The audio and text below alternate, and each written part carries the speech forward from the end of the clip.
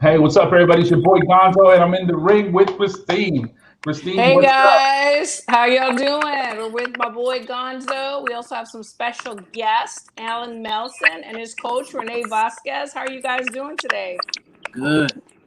Yeah, I know you're feeling good. I know y'all are both feeling good. Yes. Great Y'all, week. y'all You had guys are some you guys are coming great off some things. phenomenal wins. Yes, Yes, sir. absolutely. We want to hear all about it. So, when was your fight? Where was it, and what happened? It was this past weekend back in Alabama. I'm from Alabama, and it was in Rainsville. And I came with the well, our first fighter Omar. He started it off. He won by unanimous decision. Then I was next after Mm. him. You had to So follow that once he that started it act. off, I was like, oh yeah, we can't lose. So I went out there.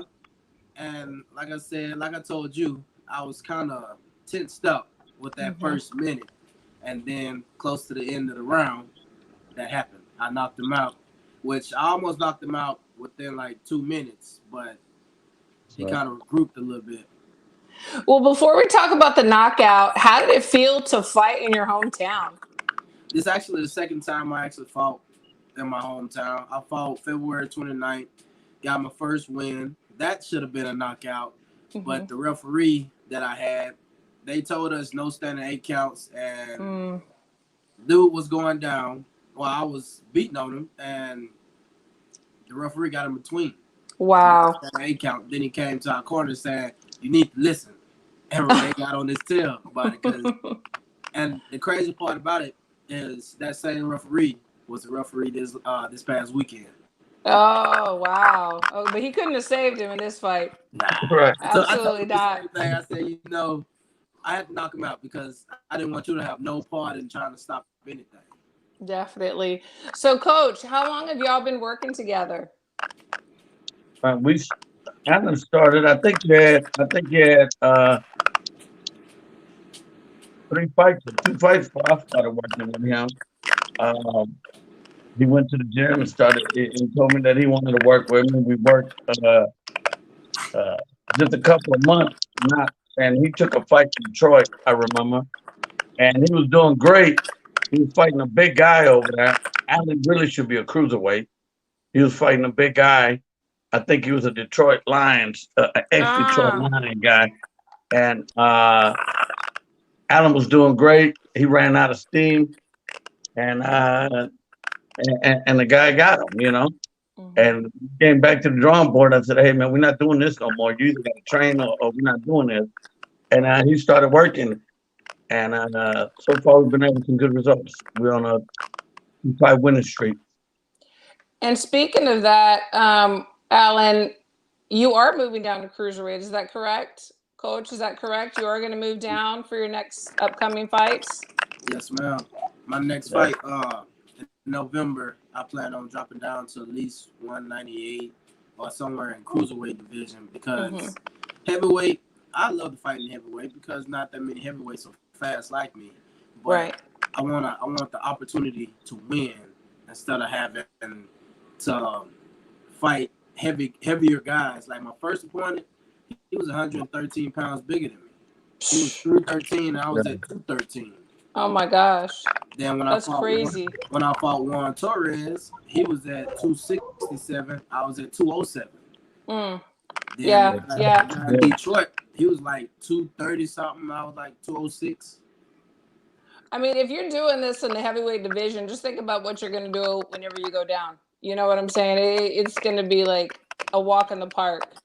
Coach, whenever he walked into the gym and you started training him, were there some things that stuck out that you saw talent wise, or what was it that really impressed you about him?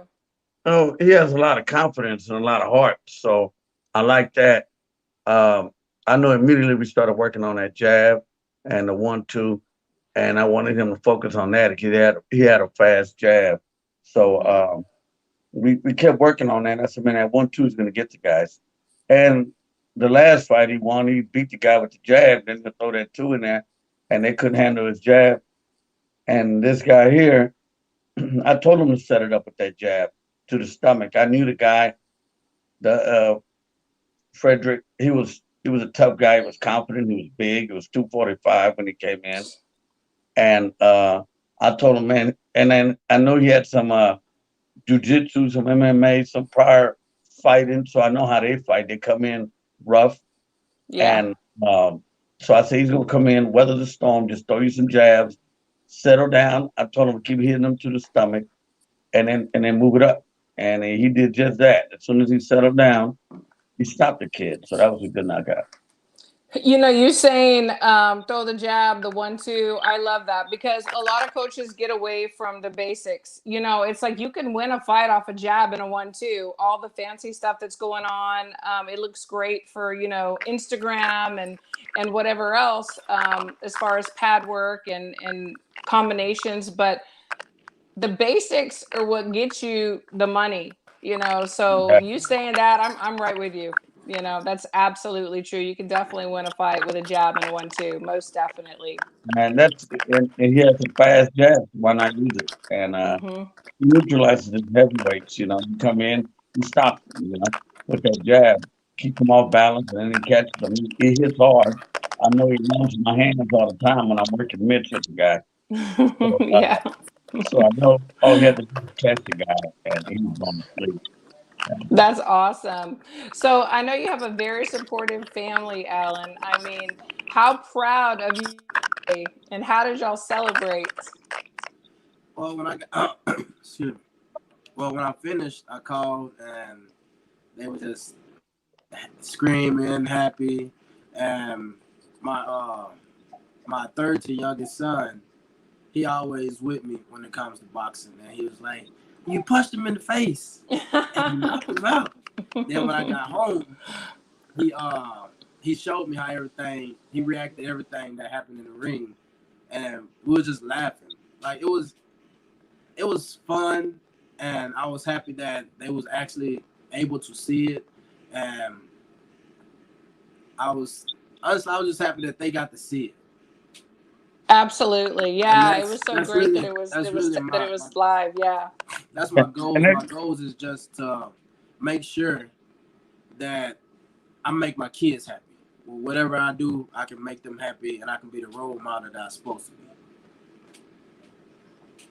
Absolutely. Most absolutely. I think that's fabulous. You know, it's so crazy because you have gotten so much publicity and notoriety off of that knockout. It's like even just on our page in the room with Christine, like I think it has like over 600 views, and I posted it later. I didn't even post it like the day after or whatever. And then I know on Facebook, like you have like over 4,000 views. Has anybody reached out to you and said anything about that knockout? I had a couple fighters actually. They came to me. Well, at the fight, I had a couple fighters that was like, "Man, you did good." Ryan, I forgot his name. He's from Tennessee. He's a heavyweight. He was like, "Man, we gotta link up." He said, "I'll come down now, I'll fly to you, and we can spar." Then I talked to Deontay Wilder's coach, and he said the same thing. He said, "If you want me to fly you over here to get some work, I can fly you over here to get some work, or I can fly my guys out there so they can work with you." So that knockout, it did exactly what I wanted it to do. I said that I was gonna make a statement that night, and I did exactly what I said I was going to do. And I had some fighters message me on Facebook, say, "Hey man, when we gonna fight?" He said, "I'm next." One guy, he from Mississippi. He was like, "I'm next." He was like, "You fought a bomb." I told him, I said, "Look, I could have fought you, but the guy, he agreed to the contract and he came with it. So I said, I'll fight you next time." And You know, I hate when people use that word. yeah, Bum. The kid was tough, you know, and Yeah. he was actually, or I think maybe third or fourth guy. We didn't think we were gonna fight. We had a guy. Something happened with the contract. Didn't happen. We picked another guy, and something else happened. And I even told Alan, man, we might have to fight again in November. I don't think we're gonna get a guy. And this guy stepped up, tough, heavy. He was supposed to come in no heavier than 235. when he came in at 245, and we just said, okay, let's fight. Alan just wanted to fight, and we went in there, and I'm glad we did. Yeah. But, he wasn't our first choice, but he was a tough guy. I didn't know how it was gonna go, but Alan did his thing. Well, you know, when people use the word bum, I really hate it because it's like it takes so much to get in the ring. I mean, people, not everybody can get in there. Not everybody has that spirit, that mindset, the ability. So anybody that steps in the ring, I give total respect. And then also, whenever they say something like that, it kind of like discredits you, which is absolutely not right either, because you put your work in. It happens all the time where you're going to fight somebody and the fight falls out for whatever reason. We know what goes on in the business. And then so you fight whoever agrees to sign the contract. So I think it's kind of silly. And the guy was tough. I mean, he wasn't a bum. The guy went in there, he went to fight, and he was confident, and he thought he was going to beat Alan. So he was talking mess at the way in, and the guy was tough. I liked him. And so, no, he wasn't a bum. He went in there, he tried, he wouldn't do his thing, he just got caught. He got caught, and it was over. And the crazy part is, the guy that said that he was a bum, that guy is actually, I think, 0-2. So I was like, you can't call somebody a bum and you 0-2. Yeah, he can get it next time. You can't call somebody a bum when your record's bummy, huh? Alex, so I know that when you had that fight, you said that you had heard some chatter from the corner, whatever, and you had heard that that they were saying there was someone you heard said, "Hey, man, my man's scared," whatever, and that kind of had you focused where you strategically found that and you landed that jab and then you set him up with that right hook, man. So speak on that, man. I know you said you had to find some motivation in that. My last fight in February, that guy's corner said the same thing. He was like, I heard him. He was like, he's scared. Just go forward. He's scared. I said, okay.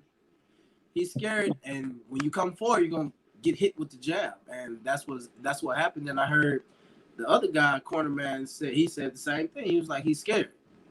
And when I hear that I'm scared, it's not that I'm scared. I'm just trying to set you up so I can knock you out or so I can take control. And when he said that, it kind of clicked in my mind that this guy, they really thought that they was going to beat me in my hometown. And I wasn't taking that. Yeah, I know you spoke about that a lot, man, going back to your home state of Alabama, man, and how good it felt to be able to fight there and get that knockout win. But you also stated you and your coach had all the other fighters that ended up starting winning. You fought second. You had Chris McCoy, I believe, that also improved to 5-0, and he knocked out this guy with a body shot.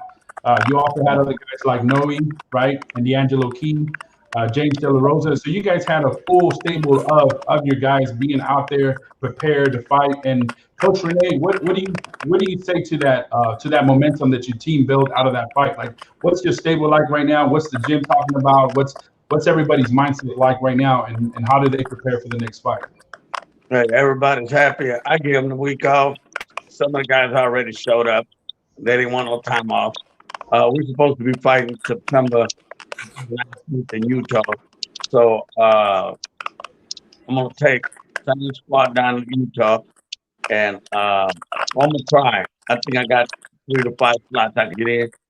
And yeah, these guys are motivated. I was really proud of Omar because that was his debut. He came to me, and he really didn't know how to box, and he didn't have any amateurs, and he just wanted to spar. So I took him to an amateur place, and he got his nose busted by these amateurs, and they had him bleeding everywhere. Then he came out and said, "Well, I'm gonna listen to you, coach." And he stayed almost a year with me, and he improved, and he's sparring with all my top guys.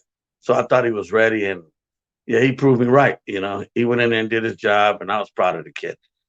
That's fabulous. Chris did good. He fought a veteran of 44 fights. He doesn't get stopped too much. He fought some good guys here in Houston also, and hadn't been stopped. And Chris was looking sharp. and he did his thing, you know. And all of them, you know, they all did their thing. D'Angelo Keys he fought a tough guy that fought Noe Lopez before.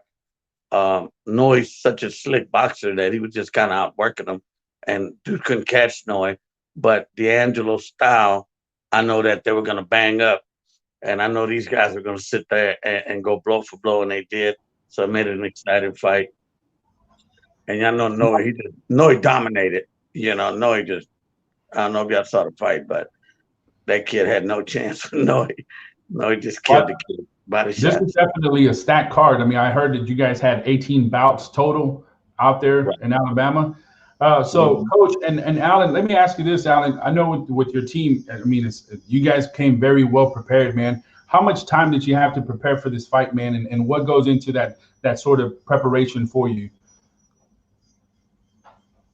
Is that for me? Alan? Alan. Honestly, I had up to February.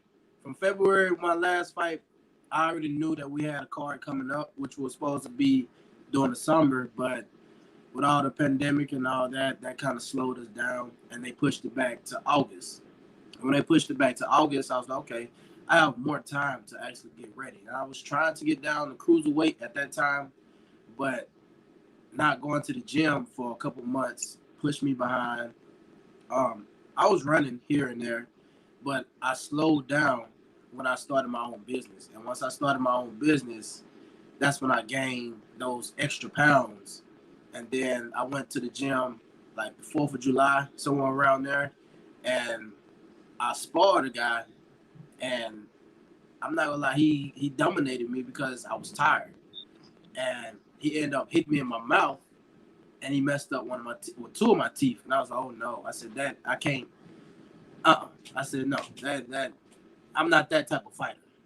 So from there, that's what made me actually push more as far as condition and everything, because I love my face, one, and I love my teeth. So when he hit me in the mouth and I felt my teeth, one of my tooth wobbling out, oh no. I said, I have to get prepared so I can actually win my fight. So after that, I had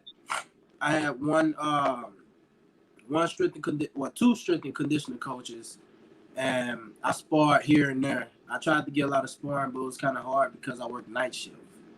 And working night shift and getting off at 2 o'clock in the morning is definitely hard. Then you have to help with the kids and all that. So it was a rough count, but we still came out with the victory. Yeah.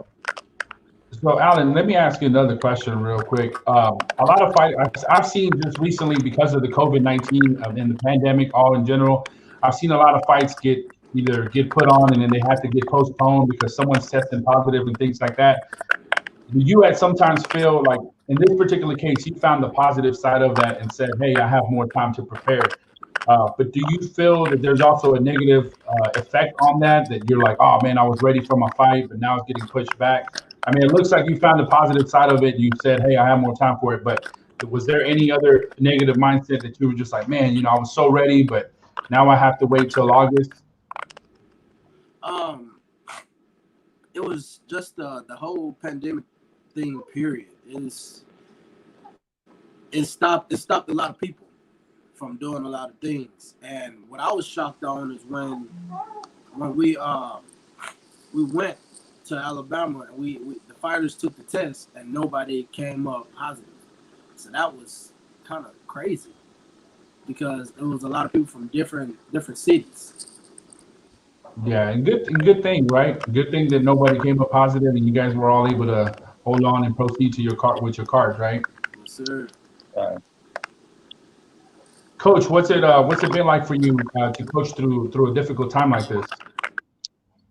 The pandemic kind of kept the gym closed, but the kids and stuff, I told them not to come. Some of my pros, we did individual training, and so I kept training some of my pros, of course, because I told them, hey, as soon as this stops, these fights are gonna pop off, and we got to be ready. So we kept training, and then there was a fight here in Texas, and these guys were at weight, and they canceled the day before the fight, so everybody was disappointed. And so we had a good camp with the guys. Alan had to work a lot, and he wanted to fight. And we're always bumping heads because I'm always telling him, you need to get to the gym. I need you in good condition. If I don't see you in good condition, I'm canceling the fight. And he knows. I told him I don't like to lose, so we got to go over there ready and confident. So everybody worked out good. The pandemic, it slowed things down as far as fights. Would have probably had 2 or 3 more fights by now if it wasn't for that. Because I try to keep my guys busy. And what's one of the things that you do when someone can easily be But I can't hear them at all. lose lack of interest or that motivation? Someone that loses that motivation because of all this stuff, right? Like you said, you had your fighters at weight and they were ready for those fights. What do you tell them? Because I know there's got to be something messing with them mentally, man. Like, I was ready for this fight. What is it that you're telling them to keep them engaged and keep them motivated? Well, most of these guys are motivated and they know what we're here for. We're trying to get a world championship. So, it bothers them, but they know I'm going to, as soon as it's a fight, they know I'm going to get it. And that's one thing about me. I can get them fights. And they know pandemic messed everybody up, but as soon as I could, I got them on a fight. And now as soon as this is over, I got them on another fight. So they kind of booked up for the next couple of months. And I got to talk to them and tell them, man, yeah, it sucks, but you're ready. Now we got more time to get ready. So we got an extra month, more work. So we've been working and we've been getting ready. So they understand. They're professional. Good deal. Appreciate it, Coach. Alan, what is it? What gets you going in the gym, man? When you're preparing for these fights, you like to listen to some music, man. Does your coach play, some tunes in the background, man? You like to kind of isolate yourself with some headphones or something, man? What is it that you do, man, in the gym? What's a good workout technique, man, to keep you going? Well, in our gym, we do play music, and we either I hook my phone up or Noah hook his phone up, or one of the fighters hook their phone up, and we all jam out to the same thing, and that's what helps us actually stay focused. That was going to be one of my next questions, man. I was going to ask y'all who had the better playlist. I can't say on that one. I really can't say on that one. What is it that you like to play, man? What's on your top 5 right now, man? Okay. My top 5. What's the top 5 rappers right now, man?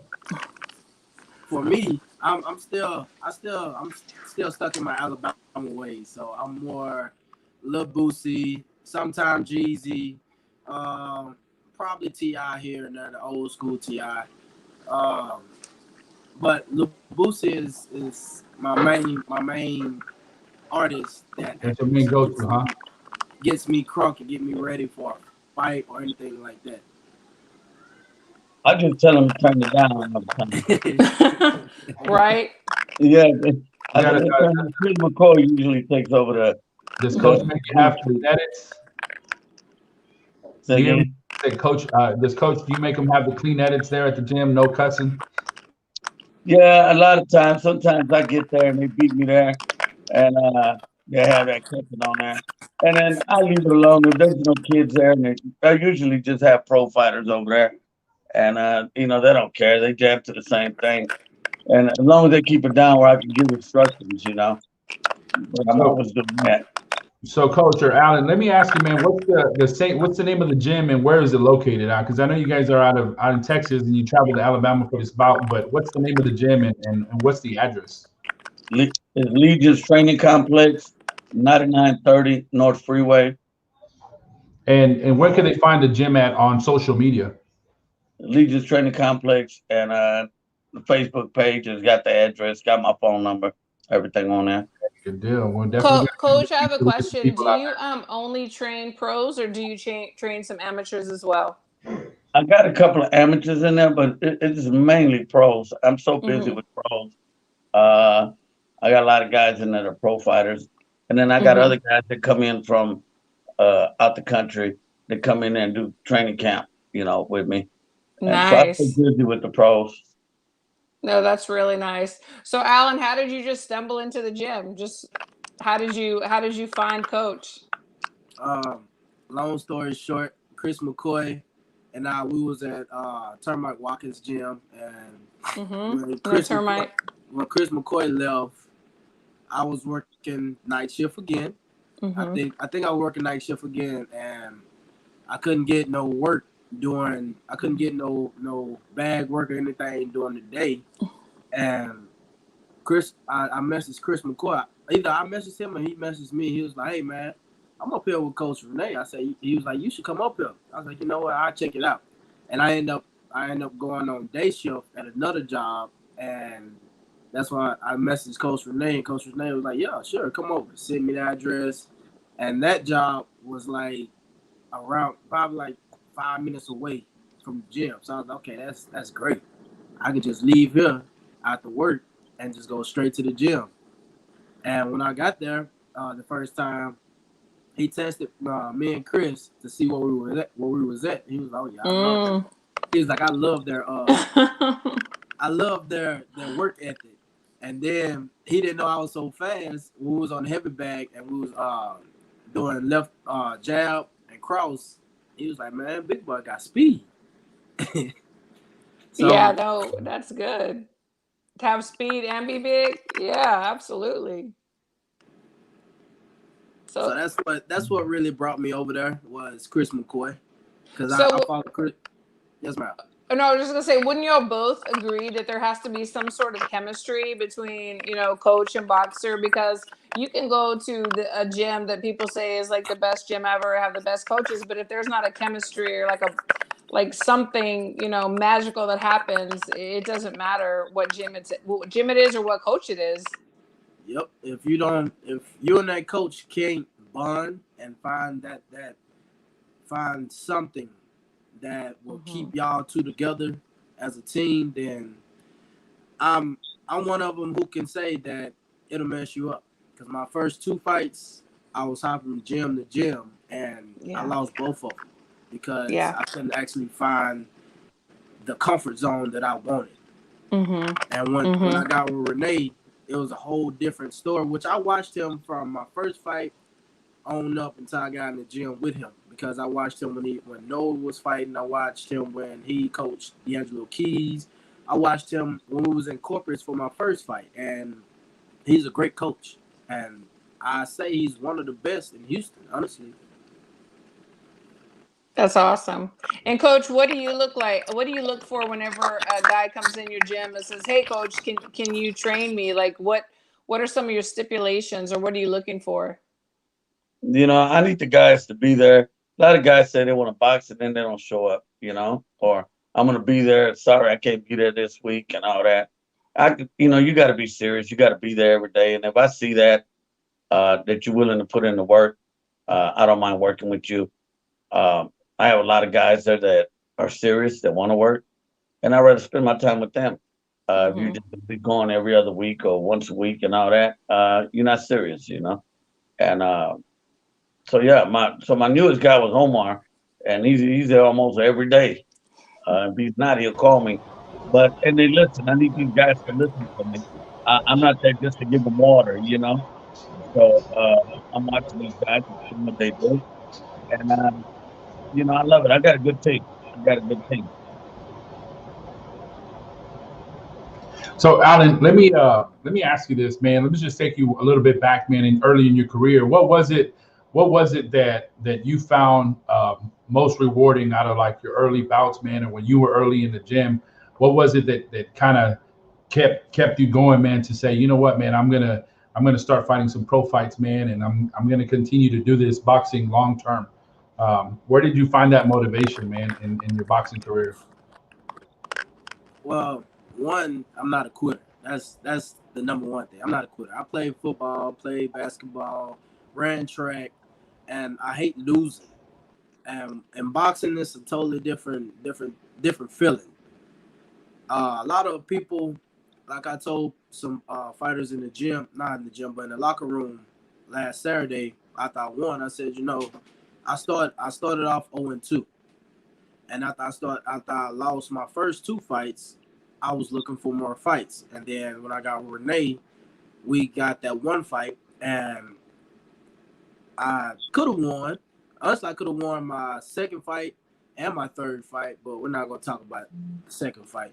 But it was more what I want to do and what I'm trying to accomplish.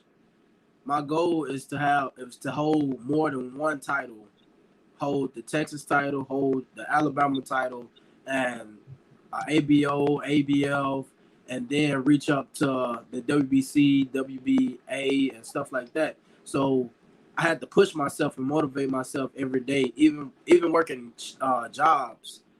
I had to push myself and tell myself, hey, if you want it, you got to strive for it. And plus, I don't want to, the way I teach my kids, when hard times come, don't give up.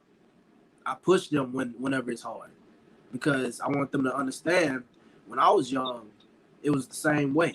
I got pushed so I can accomplish what I want to accomplish.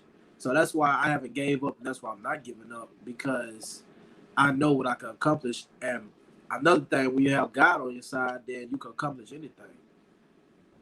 Well, that's what I found out in Detroit too.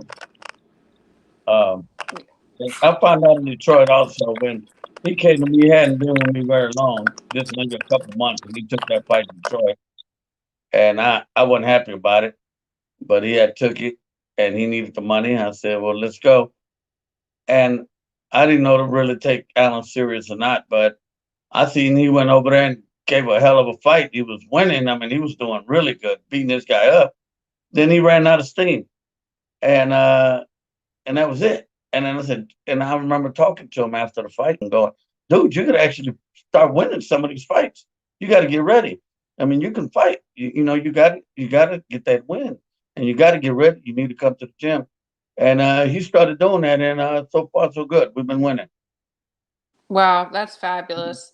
No, most definitely. And I was going to ask you, so obviously your mental game is good, because they were talking about you being scared, whatever, which is so important. I mean, people don't realize how important it is to have a strong mentality. Your mental game has to be that's like, I don't know, 75%, 80% of it in boxing.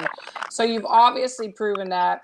You've obviously been able to sustain in the heavyweight division and win and do things. So I just see nothing but a bright future for you. You know, buckle down and move down a little bit, and you're unstoppable. You know, you've proven yourself. Thank you. And You're very welcome. And that's just it's my heart. I've had heart since I was little. I used to fight in the street, and even playing football, going against the biggest guys. When I go back home, that's what everybody really know me from is football, because I was one of the best football players down there until I moved to Dallas. And when I went to Dallas, same thing. I became top. I was in the top 50 in my class when I was in Dallas, and that was in the whole Texas. Wow, that's very impressive. It's my heart, and like you said, it's my mentality, it's my mental state. And that's so I teach my tell kids. us about your. You said you opened up a business, so tell us about your business. Tell us what you do, how to find you, and how we can hire you. I do lawn and car wash. I do pressure wash, and it's on Facebook. I have my own page. It's called A&J Lawn and Car Wash Service. And me and one of my neighbors, we used to go run every morning and things like that. And I got to a point, I was like, man, I have to make some more money. And that was one of the things that came to my mind one Saturday night. I was just sitting there, and I was listening to Eric Thompson. And I was like, it's almost summertime. If I cut grass, and after I cut somebody's grass, all that debris will get on their car. And if it gets on their car, then I'm pretty sure they want their car washed too. So when we first started off, we had like 20 or 15 customers the first week. And we had 10 customers that was actually loyal. So I had to stop it because I had to get ready for this past fight. But I plan on getting going back and doing it again once I get everything situated. So it was great. But you know what, man? Low key with the with all the lawn work and stuff like that, man. You're also getting a workout in. You know, with, Oh yeah. with the Texas weather and the preparation for that, man. The sun is just you're probably out here in triple digit weather, man. Out there cutting the grass, and it's good for you, man, that you're building those multiple revenue streams, right? You know, you got the lawn service, man. You're doing the car wash stuff, and you got some boxing stuff, man. So, you know, shout outs to you, man, for being a self entrepreneur, man, and having a career in boxing as well. Thank you, thank you. Yes, I that was my plan. My plan was to actually start a business so my kids can have a foundation. So when they grow up, they can be like, okay, my dad, he did this. He's a hard worker. It was sometimes I even took my daughter with me whenever I went to go cut grass so she could see how you supposed to actually work. And I had her pick up trash and stuff like that, and she learned from it, and I paid her every time she done it. So I'm all about teaching my kids the right way, so when they get older, they'll know the right way, and they'll know what they have to do to actually become. I forgot the word. Sorry about that. No, that's great. Absolutely awesome. You're a role model to them, man. You know, not only just to your Absolutely. kids, man, but the people that are gonna follow your career and see you. You know, you've faced adversity, man, and you've overcome that. You know, you talked about your record early on in your career, man, but you're not letting that hold you back. You know, you're continuing to move forward, and like your coach said, man, you guys have 2 wins. You know, you guys have back to back with an incredible knockout, man. So you know, it's something to build on, and I'm sure that we'll continue to see you, man, and get more W's along the way. Absolutely. And we're going to be following your career, obviously. So tell everybody where they can follow you on social media and coach so that they can see your progression. I'm on Facebook. You can follow me at Alan Melson. Then on Instagram, you can follow me at Shazi Eagle 22. Snapchat, you can follow me at Melson 22. And yeah, that's only my 3 social media sites. I really don't like social media like that. I'm more anti-social when it comes to stuff like that. I learned as I grew older that social media, if you don't know how to work social media the right way, then you can get in trouble. So I don't like being on social media like that. I hear But you. you know what, man? Absolutely. You got like you said, you found positive and everything else, man. And just know that social media could also be good for you too, man. We don't want to be deprived of those incredible knockouts, man. We want to be able to see them. We want to be able to follow you and you know check you out on the top 10. You know. Absolutely. I agree with that. And And Coach, coach, you're you doing have a great social job. media. I'm sorry, go ahead. Yeah, in your social media where we can find you and follow you. Renee Boxing 44 on Instagram and Legion's Training Complex on Facebook or Instagram. And I don't do the other social media. I got Facebook, but you know, I don't use it that much. Good stuff. Well, we still got somewhere to follow you at, right? So Yes, Yeah, definitely. Legions. I got all my fighters on Legion. Matter of fact, I need to upload all the pictures. I haven't done that yet.